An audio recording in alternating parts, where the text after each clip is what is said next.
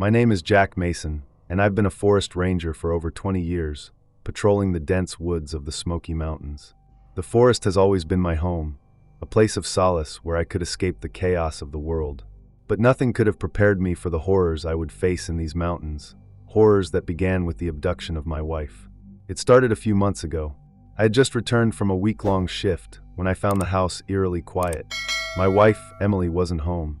I called her phone, left dozens of messages, but she didn't respond. The silence was unnerving. The police were called, but they couldn't find any evidence of forced entry. No signs of a struggle. It was as if she had vanished without a trace. The only thing left behind was a cryptic note scrawled in a hurry on a piece of paper. The forest calls for her. Come find her if you dare. It didn't take long for the authorities to give up on the search. They said there was nothing they could do, that she was likely kidnapped by a stranger and taken somewhere beyond their reach. But I knew better. I knew the woods. I knew the Smoky Mountains, and I knew that something more sinister was at play here. I took matters into my own hands. I went to the park ranger's office and pulled the records. There had been rumors circulating about unusual disappearances in the park.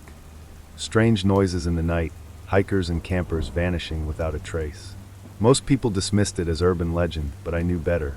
I had been working in these woods for 2 decades. I had seen things that most people would dismiss as superstitions, and now I was determined to find my wife. I packed my gear and set out into the Smoky Mountains alone. The dense trees and towering cliffs felt different now, as if they were watching me waiting. The deeper I ventured, the more oppressive the forest became. The air was thick with the scent of decay, and the silence was almost suffocating. There were no birds, no rustling of leaves, just an unnatural stillness. After a few days of searching, I stumbled upon something that made my blood run cold. A clearing in the forest, with an altar made of twisted branches and stones. At the center was a small, decayed symbol carved into the earth, surrounded by animal bones and what looked like dried blood. My heart raced as I realized this wasn't just the work of some random psychopath. This was ritualistic, something far older and more dangerous than I had ever imagined. I stood frozen, my mind racing. Had Emily been taken as part of some twisted ritual? Was this the reason she had disappeared, or had something far worse happened to her? I could feel the hair on the back of my neck stand up as I slowly backed away from the altar. That's when I heard it, a soft whisper carried on the wind. It wasn't just the trees or the wind. It was something more, a voice, familiar. I spun around, my heart pounding in my chest. There, in the distance, I saw her, Emily, her face pale, her eyes hollow. She was standing by the edge of the clearing, motioning for me to come closer. But something wasn't right. Her movements were unnatural, as though she was being controlled by an unseen force. Her body swayed slightly, as if she were being puppeteered by something dark. I couldn't explain it, but I knew this wasn't my wife anymore. At that moment, the forest seemed to close in around me, its weight crushing, suffocating. I ran toward her, adrenaline pumping through my veins, but as I reached the clearing, she vanished like smoke in the wind. I screamed her name, but all that answered me was the silence of the mountains. I continued my search, determined to find Emily, but what I discovered over the next few days would haunt me forever. I found traces of people, no creatures, who had been there long before us. Strange symbols carved into trees, footprints leading deeper into the mountains that weren't human. I stumbled upon caves filled with bones, old and new, and remnants of rituals I couldn't begin to understand. These were no mere stories. This was something ancient, something evil. The mountains were alive with it, and it was hungry. As I ventured further, I realized that Emily wasn't just a victim. She had been chosen. The Smoky Mountains had claimed her as its own, and there was no escape. The whispers grew louder, the shadows more oppressive. I could feel them watching, waiting for me to join them. On the final night of my search, I stood at the edge of the forest, staring into the darkness that had swallowed my wife. The trees loomed like ancient sentinels, their branches stretching toward the sky as if reaching for something. The whispers were everywhere now, louder, closer.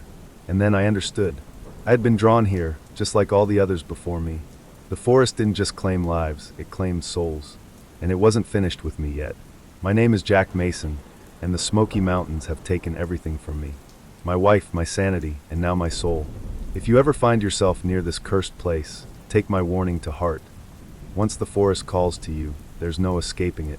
You'll never leave the way you came. Not truly. And if you listen carefully, you might hear the whispers of those who came before you. The The Smoky Mountains National Park had always been my home. For 20 years, I had been a forest ranger, guarding its winding trails and towering trees.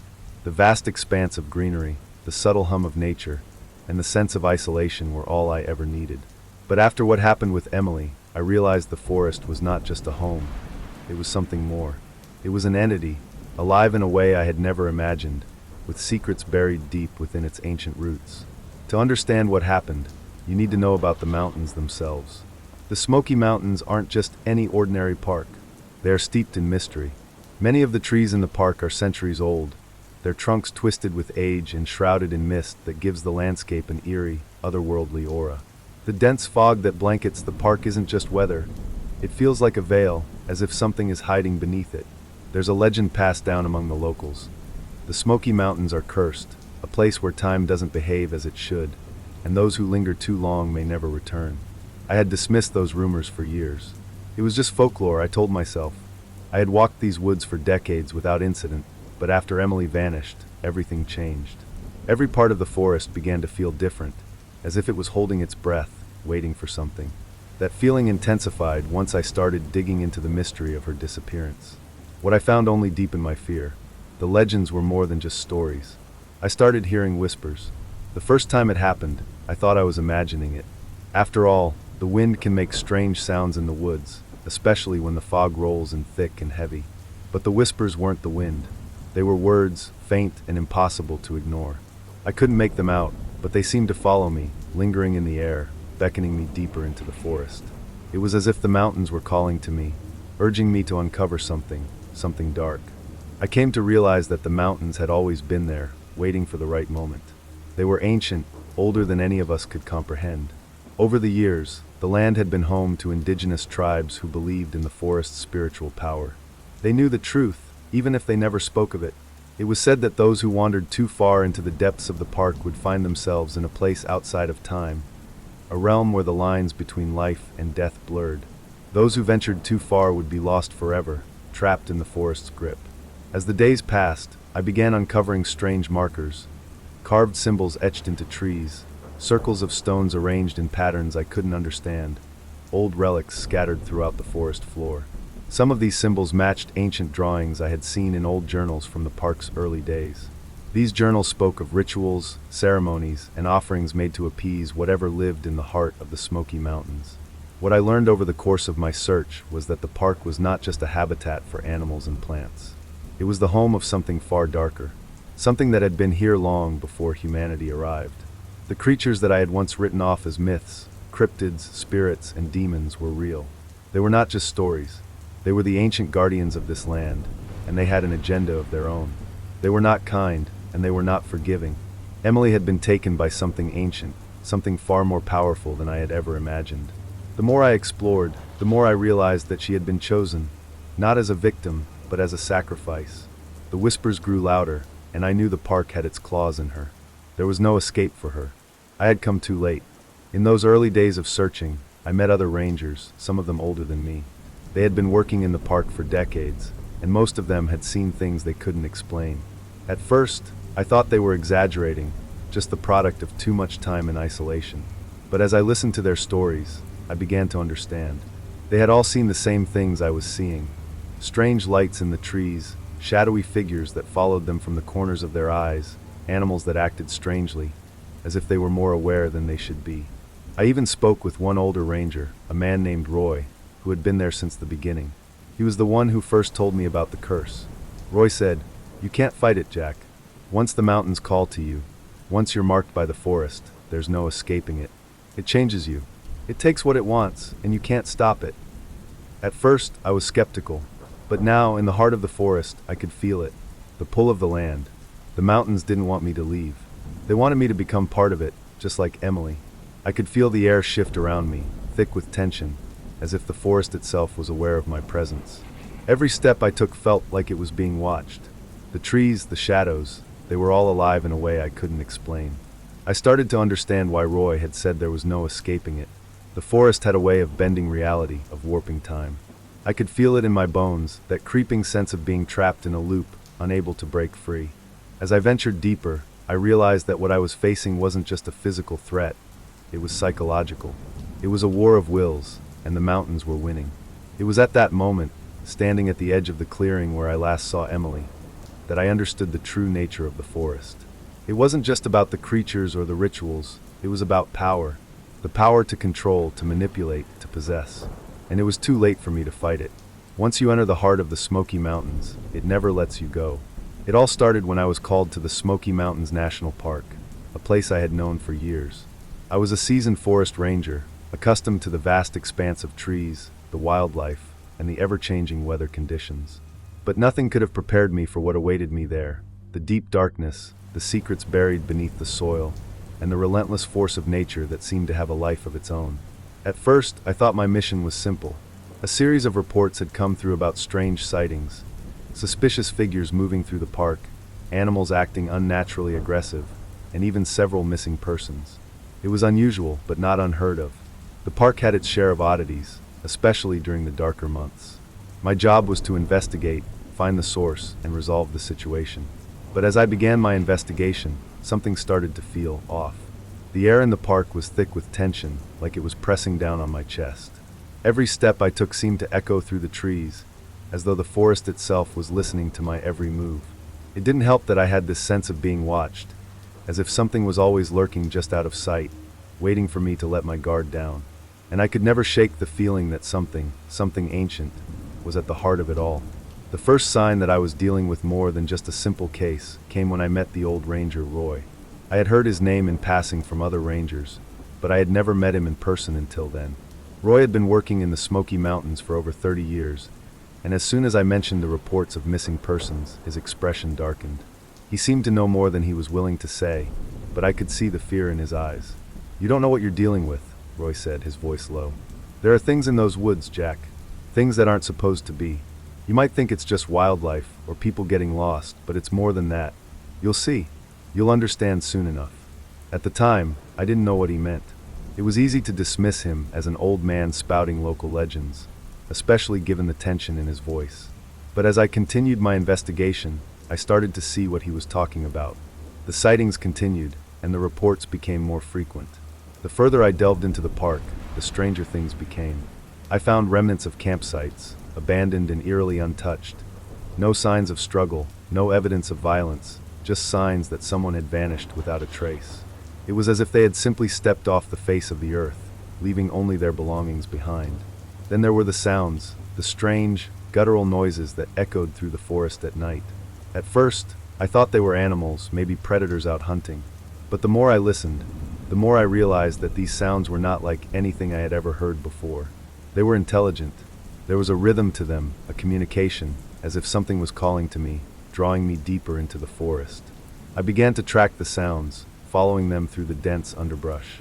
My instincts told me to turn back, but something pushed me forward. And that's when I stumbled upon something that would haunt me for the rest of my life. Something that would change everything. In the heart of the forest, I discovered a clearing. The trees around it were unlike any I had seen before, twisted, gnarled, and impossibly ancient. The air was thick with an otherworldly presence. It felt like stepping into another realm, a place where time didn't flow like it should. And there, in the center of the clearing, were the remnants of something dark, a circle of stones, arranged in an ancient pattern, covered in moss and half buried in the dirt. But that wasn't what made my blood run cold. What made my heart stop was what lay in the center of the circle. It was a body.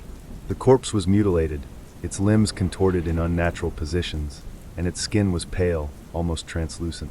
It was as though the life had been drained from it, leaving only the hollow shell behind. My first instinct was to turn and run, but I couldn't move. I was rooted to the spot, unable to tear my eyes away from the scene before me. There was something about the body. It wasn't just a victim. It was a warning. I knelt down to inspect the body, trying to make sense of what I was seeing. And that's when I noticed something that made my blood run cold. A strange symbol carved into the body's chest. It was unlike anything I had ever seen before, a pattern of lines and circles that seemed to shift and move when I looked at them. It was as though the symbol was alive, constantly changing. Suddenly I felt it, the unmistakable presence of something else. Something was behind me, watching me. My heart raced as I turned around, but there was nothing there, just the endless expanse of the forest. But the air had changed. The forest felt different now, as if it had awakened, and it wasn't happy to see me. That's when I heard the whispers. Low at first, almost indistinguishable from the wind, but as the seconds passed, they grew louder. Words, unintelligible but full of anger, filled my ears. It was as though the forest itself was speaking to me, warning me, cursing me for disturbing its peace. I stumbled backward, my feet tangling in the underbrush, but I couldn't look away from the body, from the symbol.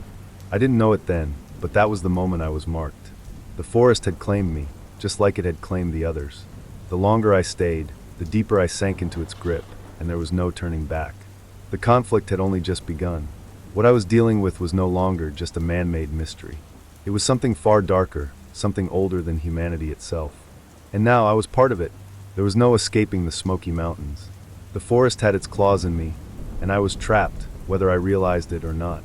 As I continued my investigation into the disappearances at the Smoky Mountains National Park, I began to realize that there were layers to this mystery, layers that reached far beyond what I had initially expected. The strange events, the unnatural presence in the forest, and the growing sense that something darker was afoot were only part of the story. As I delved deeper into the park's secrets, I uncovered a series of hidden threads that intertwined, each one revealing something unsettling, adding complexity to the already terrifying situation. One of the first subplots I uncovered was the local legend of a lost tribe that supposedly lived in the Smoky Mountains centuries ago. According to the older rangers, particularly Roy, the tribe had been wiped out by an ancient curse. The elders in the tribe were believed to have practiced forbidden rituals, summoning spirits and entities from beyond the physical realm. Some said they made pacts with creatures from the other side, giving up their humanity for power in exchange for their souls. The tribe's existence had been erased from the records, but the whispers of its dark history lingered, passed down through generations. This lost tribe, it seemed, had left behind more than just remnants of their lives in the form of artifacts and bones. They had left behind the remnants of their pact, some form of power or curse that had never truly been broken. As I followed the clues, I started to question the true nature of the symbol carved into the body in the clearing. It was clear to me now that this wasn't just a random act of violence. The symbol was a key, a ritualistic sigil designed to open a gateway, to invite something into this world from another. Roy had been right. There was something ancient in those mountains. But it wasn't just a legend. The power of the lost tribe was real, and it had been waiting for someone to come and disturb its slumber. I had unwittingly walked right into its grasp. As I pushed forward with my investigation, I discovered another thread woven into the fabric of this terrifying puzzle: the disappearances of other rangers. Over the years, several members of the park staff had gone missing under mysterious circumstances. Most of them were experienced, seasoned rangers, just like me, so their disappearances were even more unsettling. They hadn't wandered off or gotten lost. They had simply vanished, their equipment left behind, with no sign of struggle. The official reports chalked these disappearances up to accidents or wildlife attacks, or simply human error. But I began to suspect that something far more sinister was at play. The further I dug, the more I found that these rangers had all been investigating similar anomalies to mine. Unexplained phenomena, strange sightings, and the eerie behavior of both animals and people. There were also accounts of people hearing whispers in the wind, strange shadows moving in the trees, and animals behaving violently when they were close to certain areas in the park. One particular case stood out to me: the disappearance of Ranger Jameson. He had been part of the team that had responded to one of the earlier reports of missing hikers. Like me, Jameson had ventured deeper into the park, beyond the usual patrol routes, chasing down the same trail of whispers and strange symbols. He had kept a journal, detailing his findings, and it was only after he had gone missing that his journal was recovered. Reading through his entries, I found more chilling similarities between his experiences and my own. He had discovered the same ritualistic circle of stones in a different part of the park. He had also heard the same strange whispers, the same feeling of being watched, and had witnessed unnatural shadows in the forest. The most disturbing part of his journal, however, was the last entry he had made before his disappearance. It simply read, "They are waking up." Jameson had stumbled upon something powerful, something beyond his comprehension. And it seemed that I too was now on the same path, whether I liked it or not. Another layer of complexity emerged when I began to notice something else, an unexplainable phenomenon that had been happening during my time in the park. The animals, which normally would avoid human presence, seemed to be following me, observing me. At first, I thought it was a coincidence, just nature, acting as it always does. But over time, I realized these animals were behaving in a coordinated manner. I began to see the same wolves, the same crows, and even the same bears, following me from a distance. They didn't attack, they didn't approach me too closely, but they always seemed to be just within my line of sight. The animals felt like the eyes of the forest, watching my every move. I couldn't shake the feeling that they weren't just wildlife, but agents of something else, creatures that had been placed there, or perhaps transformed into something more than just beasts, to keep watch over the forest and the strange forces within it. Was the forest itself alive? Was it a conscious entity, or were these creatures simply manifestations of the curse, acting on behalf of something far darker? The longer I spent in the Smoky Mountains, the more the lines between the natural and supernatural blurred. It was as if the forest had its own will, and I was simply a player in a game that I couldn't understand. The final, most personal subplot in all of this was the mystery of my wife's abduction. At the time, I thought I was simply trying to uncover the mystery of the Smoky Mountains. But there was another mystery that I had failed to see, one that had been staring me in the face all along. Who or what had taken my wife? Was it the same force that had claimed the lives of other park visitors? Was it connected to the ancient curse of the lost tribe, or was there something else at play? Every day, the question gnawed at me, distracting me from my investigation. But as I unearthed more about the curse and the ritual, I began to understand that my wife's abduction was no coincidence. It was tied to the forces in the Smoky Mountains, forces that had taken her for a reason. I was drawn into this web of terror because I was meant to be, and perhaps my wife had been taken as part of this dark ritual. The answers I sought were locked deep within the heart of the mountains, and only by confronting the truth could I hope to find her again. As I pieced together these layers, the lost tribe, the mysterious disappearances, the animals watching me, and the question of my wife's abduction, it became clear that what I was dealing with was not just a series of isolated incidents. The park itself had become a battleground, a place where ancient forces clashed with modern humanity. And now I was right in the middle of it. There was no way out, no easy solution. If I wanted to survive, to find my wife, and to stop the evil from spreading, I would have to confront the darkness that had been growing in the Smoky Mountains for centuries. It was a late afternoon when the true horror of the Smoky Mountains finally unveiled itself to me. I had been moving deeper into the wilderness for days, trying to unravel the mystery of my wife's abduction, while piecing together the horrifying fragments of the park's sinister past. The further I ventured, the more the forest seemed to close in on me, suffocating me with its oppressive silence. I felt eyes on me constantly, even when I couldn't see a single creature around. The shadows between the trees grew thicker, and the trees themselves seemed to loom taller and darker with every step I took. But it wasn't until that fateful moment, as dusk began to settle over the mountains, that I truly understood how much danger I was in. I had found another symbol carved into a tree, a symbol that mirrored the one on the body I had discovered earlier, and the same one Jameson had written about in his journal.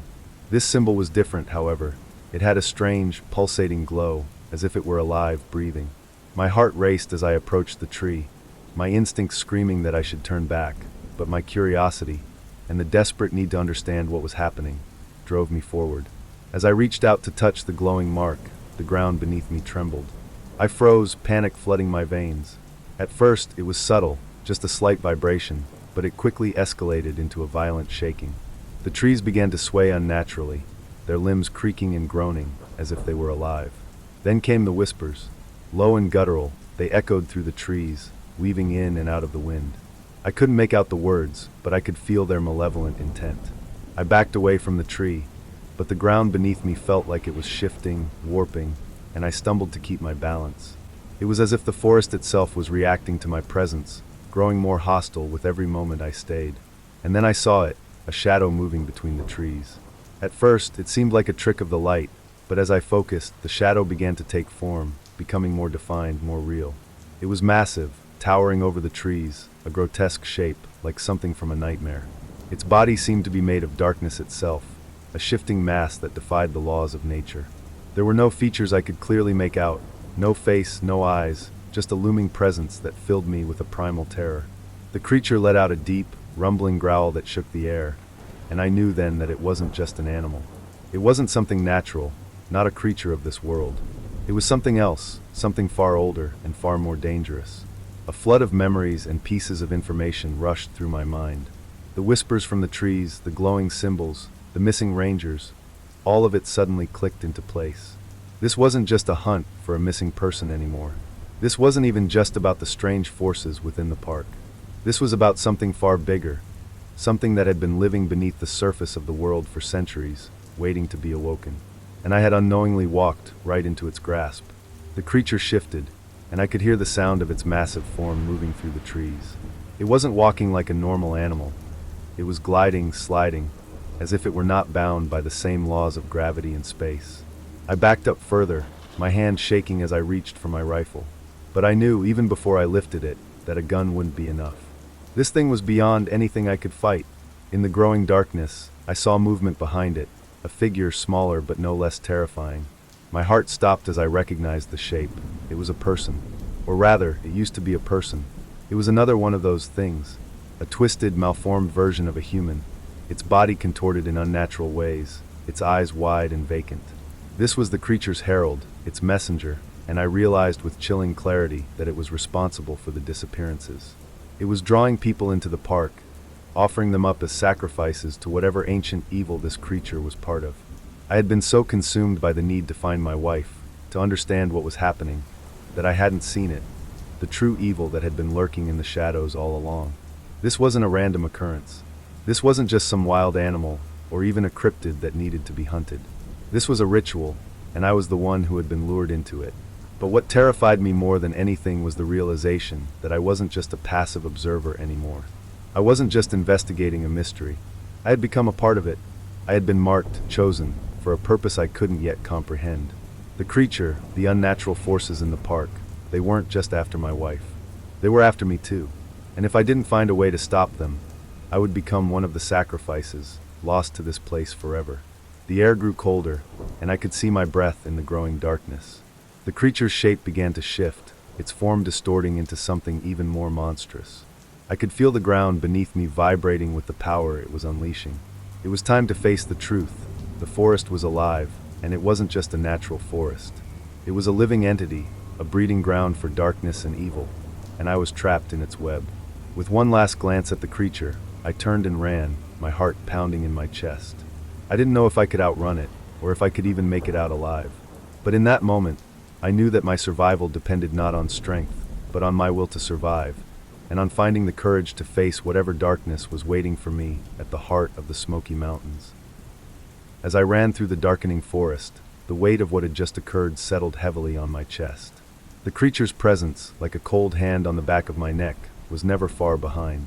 It felt as though the very earth beneath me was conspiring against me, the ground shifting underfoot, branches snagging at my clothing, as if the forest itself was trying to slow me down, trap me. My mind raced. Could I escape this nightmare? Was there anyone else out here? My thoughts were fragmented, but one thing was clear. I was no longer just a man seeking answers. I had become prey. The realization hit me with a crushing force. Everything I thought I knew about the world, about the job I had done for 2 decades, was shattered. This wasn't about searching for missing persons or tracking dangerous animals anymore. It was something far more sinister, far more ancient than anything I could have ever imagined. My mission, once clear-cut, had turned into a desperate fight for survival. I didn't know how long I had been running. The trees blurred around me, their dark forms stretching into the black void. My breath came in ragged gasps, my legs screaming from the effort, but I couldn't stop. I could hear it now, the thing behind me, its low growls reverberating through the air, growing closer. My heart pounded like a drum, its rhythm matching the tremors in the ground beneath me. It wasn't just my life at risk anymore. I could feel the weight of something far greater looming over me. Suddenly, I stumbled over something large and sharp, a jagged rock or perhaps a hidden root, and tumbled to the ground. Pain exploded through my body, but I didn't have time to assess the damage. The growl from behind me grew louder, closer, more menacing. I scrambled to my feet, adrenaline coursing through my veins, and continued running, but now, I felt as though I was running on borrowed time. The exhaustion that had been building inside me now felt like an insurmountable wall. My muscles burned with every step, my breath coming in ragged bursts. I knew I couldn't keep this up for much longer. And then it happened. The ground beneath me cracked open, sending me plunging into darkness. I had no time to react. One moment, I was running, and the next, I was falling, the world around me collapsing as I tumbled deeper into some underground chasm. I screamed, but the sound was swallowed by the abyss. My body hit something hard, and everything went black. When I came to, the world felt different. The air was thick and damp, the smell of earth and decay surrounding me. I could barely see, but my instincts told me I was no longer in the same place. The forest, the creature, had vanished. Or so I thought. I was still trapped in the grip of something far worse than I had imagined. I tried to move, but pain shot through my body with every attempt. My ribs were bruised, my arms scraped raw, and I could taste blood in my mouth. The fall had been brutal, but I was alive. I gathered my strength, my mind struggling to process what had just happened. The forest had swallowed me whole. I was deep inside it now, in some place hidden away from the world, and the realization began to settle in. I wasn't just fighting for my life anymore. I was fighting for my sanity, for the fragments of my soul that this place was trying to take. The forest wasn't a place of safety. It was a trap, a twisted maze designed to break you, body and mind. And I was deep within its jaws. I pushed myself up, my head spinning, and tried to make sense of my surroundings.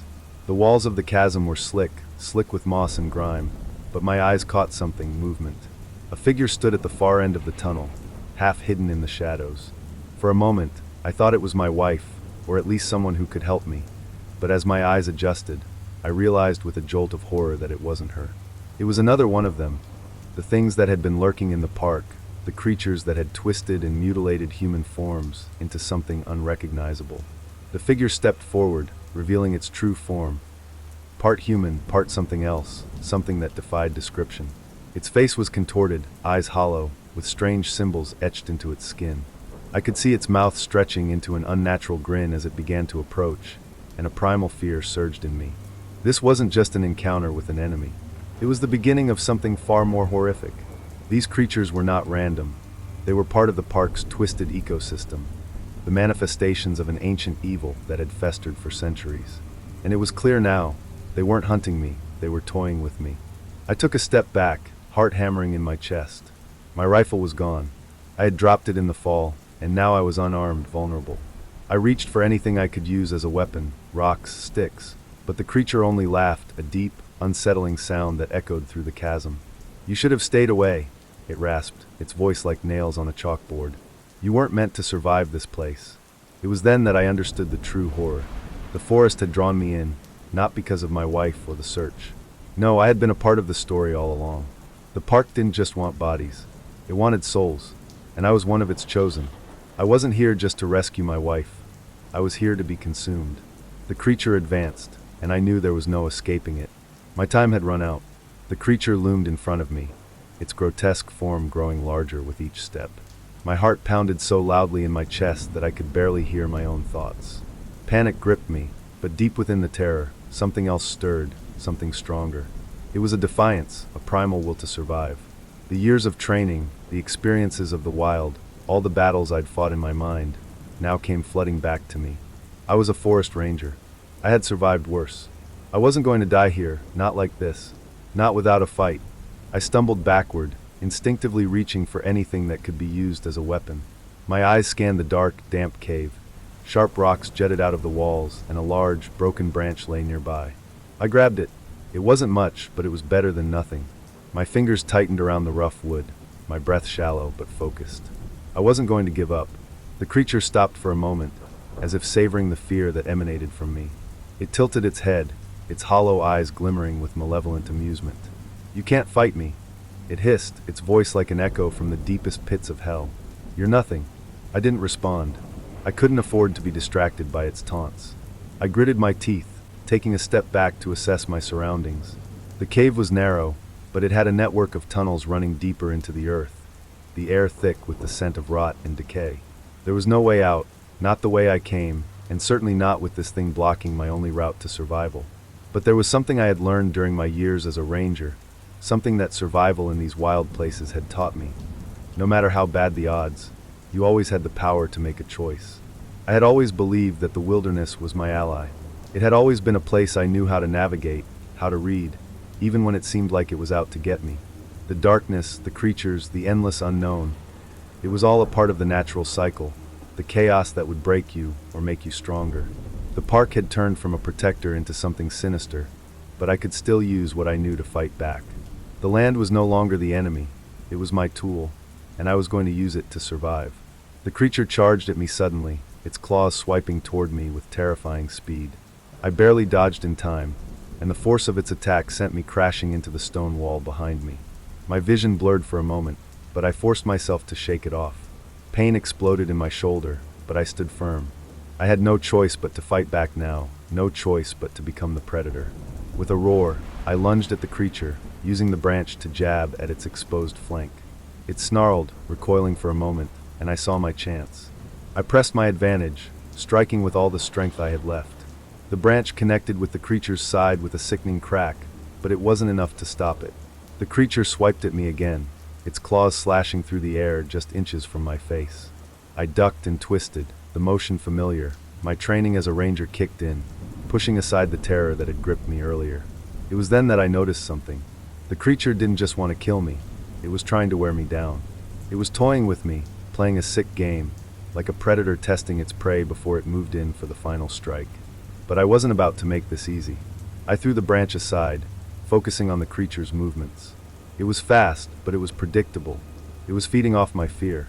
I could feel the walls closing in, the darkness pressing down on me.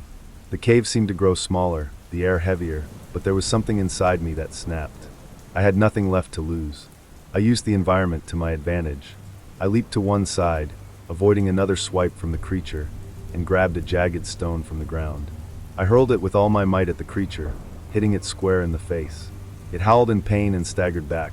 I could see it for what it truly was now, vulnerable, scared, and unpredictable. With a surge of adrenaline, I charged forward again. The creature was slower this time, its movements jerky and erratic, and I pressed the attack. The stone in my hand became a weapon of survival, each strike harder than the last. The creature screeched, its skin sizzling where the stone met it. I didn't stop. My breath was ragged, my body screaming with exhaustion, but I pushed through. It was the only choice I had. Finally, after what seemed like an eternity, the creature collapsed to the ground with a final, echoing cry. It didn't get back up. I stood over it, chest heaving, my body trembling with exhaustion and relief. The air felt different now, lighter. I had won, but at what cost? My clothes were torn, my body bruised and battered, but I was alive. And I wasn't done yet. I could feel the presence of something deeper in the cave, something watching me from the shadows. But for the first time since I had entered this nightmare, I wasn't afraid. I had faced the worst the forest could throw at me, and come out on the other side. I had learned what it meant to truly survive, not just to fight, but to adapt. As I moved through the cave, the weight of the past moments settled on me, and I knew that the creature was just a part of something much larger, something darker. I had glimpsed it, but I hadn't truly understood it. This place, this cursed park, was not just haunted by creatures. It was haunted by the past, by the twisted remnants of everything that had gone wrong. But I had grown. I had found my strength in the face of terror, and I wasn't leaving until I understood everything. The air in the cave was thick with tension, and my breath came in shallow, uneven gasps as I moved slowly, cautiously through the dark. The echo of my footsteps was the only sound, reverberating off the jagged stone walls that seemed to close in around me with every step. The battle with the creature had left me battered, but alive. My body ached, and the adrenaline was wearing off, leaving me exhausted and vulnerable. Yet, something inside me, something primal, kept pushing me forward. I had faced the creature, and I had survived. But the truth was clear now. This was no ordinary park. The mountains, the caves, the eerie silence, everything had been leading up to this. The danger had only just begun. I could feel it, creeping in the shadows, lingering like a weight on my chest. I had been drawn here for a reason, but I was still trying to figure out what that reason was. What did this place want from me? The path ahead was unclear. It was a maze of tunnels, winding through the earth like veins. Every corner I turned, I half expected to be met with another horror, another monster lurking in the darkness. But I couldn't turn back. I couldn't go back to my life the way it was. I had made a promise to myself, a promise that I would not leave until I had uncovered the truth. The truth about the park, the truth about the creatures, and most importantly, the truth about my wife, Emily. The thought of her brought a pang to my chest. She was still out there, somewhere, lost in the wilderness, possibly trapped in the very place I was trying to escape. I had to find her. I couldn't let her face whatever horrors lurked in this cursed land alone. I tightened my grip on the jagged rock in my hand. My weapon, my only means of defense. It was crude, but it would have to do. I had to remain sharp. The creature I had fought had been only a part of something much darker, something that seemed tied to the park itself. My instincts told me this wasn't just a fight for survival, it was a fight for something deeper. It felt like the park was alive, sentient even. I didn't know if it was the land, the creatures, or something else entirely. But whatever it was, it had me in its grip, and it wasn't going to let me go without a fight. As I ventured further into the winding passages, I noticed something strange. The walls of the cave seemed to pulse, as though they were breathing, shifting with an unseen rhythm. The ground beneath me felt unstable, and the air grew heavier with each passing moment. My thoughts raced, trying to make sense of the strange sensations. Was it just my exhaustion playing tricks on me? Or was something truly unnatural at work here? The deeper I went, the more I felt it, something watching me. A presence. It wasn't just the feeling of being hunted, the sensation I had experienced earlier when I was first ambushed. This was something different. It was as if the cave itself was alive, aware of my every move, anticipating what I would do next. I knew I was being led somewhere. But where? And by whom or what? I paused at a fork in the tunnel, considering my options. The left path seemed to lead further downward into the earth, the right path curving upward toward what looked like a faint light, a distant glow. My heart raced at the thought of finding something that might lead me out of this place, but something instinctive told me that light wasn't the answer. The deeper I went, the more I understood. Whatever was waiting for me at the end of this journey, it wasn't going to be a simple escape. It was going to be something far worse. I chose the left path. I didn't know why. It just felt right, the same way I had felt that inexplicable pull when I first stepped foot in this park. My gut told me that whatever I was meant to face, it was waiting at the end of this dark, winding tunnel. As I walked, I heard it, a distant sound, almost imperceptible at first, but growing louder with each step. It was a voice, low and guttural, as if it was speaking directly to my soul. I couldn't make out the words, but the tone was unmistakable. It was calling to me, pulling me deeper into the cave. I felt a cold shiver crawl up my spine as I quickened my pace, driven by the need to confront whatever was out there. The path led me to a large chamber, its walls carved with ancient symbols I didn't recognize. At the center of the room was a pool of black water, its surface still and glass-like, reflecting the eerie glow from the walls. The air was thick with an unnatural coldness, and I could feel the weight of the atmosphere pressing down on me, making it difficult to breathe. I stepped forward cautiously, my eyes scanning the surroundings. There was something in the water, something just below the surface, barely visible, like a shadow moving under the glassy surface. I took another step, my heart pounding in my chest. Then I heard the voice again, clearer this time. It was a whisper, barely audible, but unmistakably human. "You shouldn't have come," it said. "Now you're part of it." I froze, my blood turning to ice. The voice was coming from all around me, and it wasn't just speaking to me. It was speaking to the land itself, to the park. I could feel it now, the malevolent force that had been pulling the strings all along. The park wasn't just a place. It was a trap, a living, breathing entity, and I had walked straight into its heart. I wasn't just fighting for my life anymore. I was fighting for my soul. And now, it was time to face what I had come for. The air grew colder as I stepped into the heart of the chamber. The oppressive weight of the silence made every movement feel like it echoed across an endless void. My breath came in ragged bursts as I stood at the edge of the black, still water, feeling the presence of something vast, ancient, and unforgiving pressing in on me from all directions. I could almost feel the land itself shifting beneath my feet, as though it were alive, watching, waiting. The voice whispered again, this time louder and more distinct. "You shouldn't have come." I froze, my muscles tensing instinctively, but I didn't back down. I couldn't. There was nowhere to run. I was deep inside the bowels of the mountain, the very center of this cursed place. The voice seemed to resonate with the dark energy that filled the chamber, echoing off the ancient walls that were etched with symbols I could barely comprehend. The air was thick with dread, but I was too far gone to turn back. The water before me rippled slightly, disturbing the still surface, and I could see the shadows shifting beneath it. Something was moving, something alive, but not quite human, not quite beast. My heart pounded in my chest, and my grip on the rock in my hand tightened. Suddenly, there was a flicker of light, dim at first, but then it began to glow brighter, illuminating the cavern. It came from the center of the pool, something rising from the water, an entity like nothing I had ever seen. It was dark, shapeless, but its presence filled the space with an aura of death, as though it was pulling the very life force from the air around me.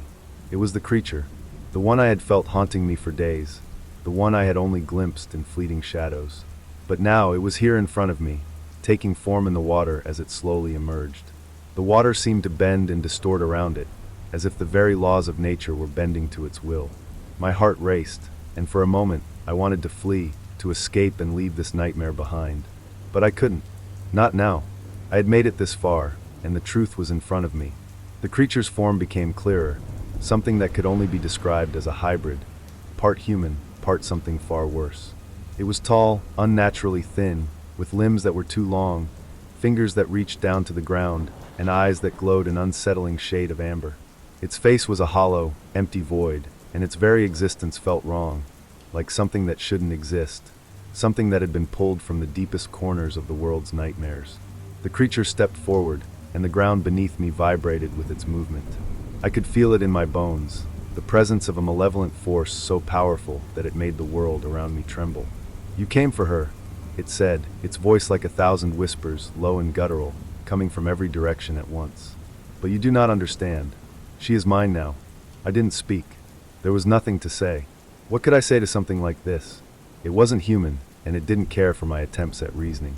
The park, the creature, it was alive, it was powerful, and it was hungry. But I wasn't going to back down. I couldn't. I raised the rock in my hand, gripping it tightly, my fingers raw from the tension. The creature tilted its head, as if it was mocking me, sensing the desperate resolve that was slowly burning within me. "You think you can fight me?" it sneered. "This land has claimed you. You're a part of me now. No one leaves." The fear that had paralyzed me before started to shift. Something was building within me, a fire that I had buried deep inside, a strength that had been dormant for so long. The fear turned to anger, anger that flared up in the face of this twisted nightmare that had taken my wife, that had taken everything I held dear. I wasn't just a man standing before an ancient evil. I was a guard of this land, a protector of the wilderness. I had fought creatures before, in different lands and different battles. I had survived them all.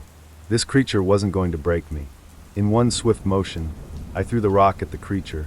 It hit the ground with a heavy thud, but the creature didn't flinch. Instead, it smiled, if you could call it that, revealing rows of sharp, jagged teeth. It was toying with me, waiting for me to make the next move. And then I understood. This wasn't just a fight for survival. It wasn't just a matter of life or death. The creature was playing a game, but I wasn't going to be its pawn. I needed to do something different, something that would break the cycle. The creature stepped closer, its form growing larger, its eyes gleaming with predatory satisfaction. But in that moment, something inside me snapped. I was done running, done hiding. I had made it this far, and I was not going to let this thing win. With all the strength I could muster, I charged at the creature. My body screamed in pain, my limbs protesting against the strain, but I didn't stop. I slammed my shoulder into the creature's chest, pushing it backward. For a moment, the creature staggered, thrown off balance by my sudden attack. And that was all it took. The moment of vulnerability, the gap in its defenses. With a guttural roar, I reached into the pool, grabbing whatever I could find, rocks, anything sharp. I forced my hands into the water, my mind blank with focus, the desire to save Emily burning bright. I plunged the rock deep into the water, where it collided with something that felt alive beneath the surface. The creature screamed. No, it howled, the sound piercing the air, echoing throughout the cave as the walls trembled with the force of its rage. But it was too late. The moment of weakness was all I needed to strike, and as I pulled the stone out of the water, I could feel the grip of the creature loosen. The battle was far from over, but for the first time since I entered the cave, I felt the shift in power. The creature was weakening. It was no longer in control, and with that, the endgame had begun. The battle seemed to stretch on forever, each second feeling like an eternity. The creature writhed and howled, its immense form flailing against the constraints of its own malevolence. I could feel its strength waning with each blow I landed, but my body was nearly spent, my limbs aching and trembling with exhaustion. Every step I took was a fight against my own fear, the primal instinct that told me to run. But I couldn't. Not now. The cave trembled as the creature's screeches filled the air, a cacophony of desperation and rage. It was no longer just a fight for survival. It had become something much deeper. This wasn't just about saving my wife. It was about reclaiming control over my own life, over my destiny. I had spent too long living in the shadow of my mistakes, my past failures haunting me like the specters in these mountains. But now, for the first time, I had the chance to break free from those chains. With one final, desperate surge of strength, I forced the rock deeper into the water, striking the heart of the creature's twisted form. The entity shuddered violently, its body cracking and splintering, as if it had been made of glass. And then, with a deafening roar, it collapsed. The ground beneath me shook violently as the creature's form began to disintegrate, its power dissipating into the very air itself. The chamber seemed to exhale a long, relieved sigh, the oppressive presence that had once filled it now gone. The dark water calmed, the eerie glow fading as the creature dissolved into nothingness. Silence. Complete, eerie silence. I stood there, breathing heavily, my heart pounding in my chest, the adrenaline still coursing through my veins. I couldn't believe what I had just done. I had confronted the evil that had plagued me, and I had won. But as the silence stretched on, something else crept into the corners of my mind. I looked around, my eyes scanning the cave, searching for any sign of my wife. I couldn't feel her presence anymore. The darkness that had once been so suffocating now seemed to mock me. I had defeated the creature, but had I truly saved her? I stumbled out of the cave, my body weak and shaking, but my resolve never stronger. I wasn't sure what awaited me in the outside world, or what had become of Emily, but I knew that I had faced something that no one could have imagined. I had stared into the abyss and walked away from it, changed but alive. The sun had already set by the time I made it back to the park entrance. The sky was dark, the moon casting long shadows over the trees. I paused for a moment, taking in the stillness around me. The mountains were quiet now, almost peaceful, but in the silence, I could still feel the weight of the journey. My life had been irrevocably altered in the course of these few days. The horrors I had faced, the choices I had made, would stay with me forever. But one thing was certain, I had survived. And whatever came next, I would face it with the same strength that had carried me through this darkness. No matter the cost. Months have passed since I left the mountains, but the memories linger like shadows in my mind. Emily and I are rebuilding our lives, though the darkness of that place still haunts me. I don't talk much about what happened.